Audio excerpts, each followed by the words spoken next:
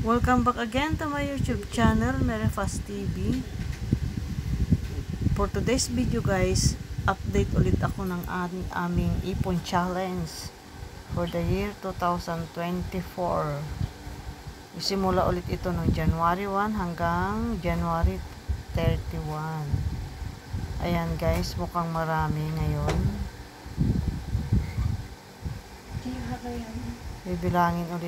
Bibilangin natin yan kung magkano ang naipon mula January 1 hanggang January 31.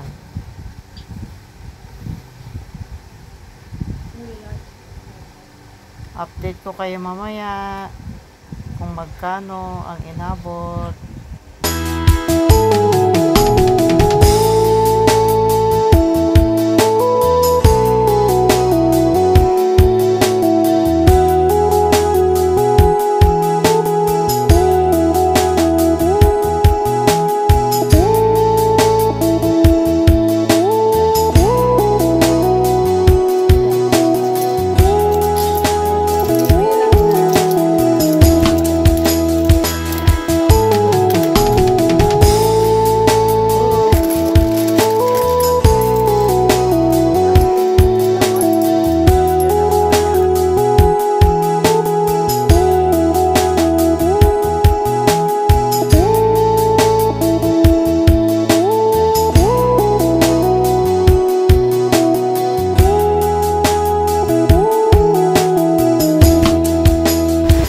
Ito na nga, tapos na siyang bilangin.